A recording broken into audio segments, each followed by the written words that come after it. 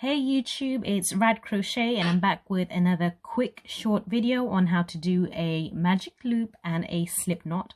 These are the easiest ways I do them, so I wanted to teach them to you. So get your yarn, pinch it with your index and thumb, like so, and then get 3 of your fingers out, wrap it around 3 of your fingers once, and then wrap it around again, forming a cross.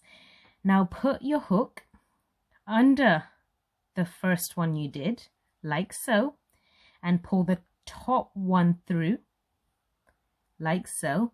Twist it around so you've got this shape going on. Get your working yarn and pull it through that loop.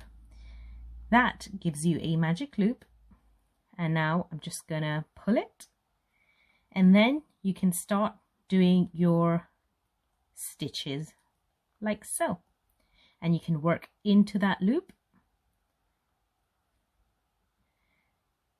and then when you pull that loop at the end, when you've done all your stitches, you could pull it to tighten the center of your doily or your work. So I'm going to show you that one more time. You can also do it with just 2 of your fingers, it doesn't have to be 3. So pinch it, wrap it around. I'm going to do it on 2 fingers.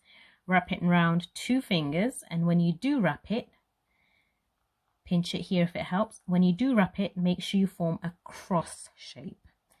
So I go under the first one I did, pull the top one through, twist my hand, get my working yarn and pull it through. And that is a magic loop. You might need a bit of practice, but you will get practice of it and you'll get better at it. So now I'm going to show you the slip knot. This is very easy. So what I do is, there's several ways of doing it, but the way I find easier is get your finger, just hold it here, wrap it around your finger twice, like so. Get the back part of it, pull it towards the front, get the back part of it, pull it towards the front, and then pull your finger out like so. It'll form this, and then you can start making your chains like so. So I'll show you that one more time as well. So pinch it, wrap it around your finger twice, like that. Get the back one, pull it to the front, get the back one, pull it to the front, and when you do, just go like that. And that's it. That is how you do a slip knot. So then you can carry on your blanket or whatever it is that you are doing.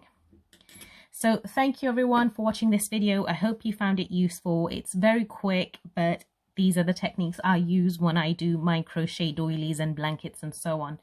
Have a good day all. See ya.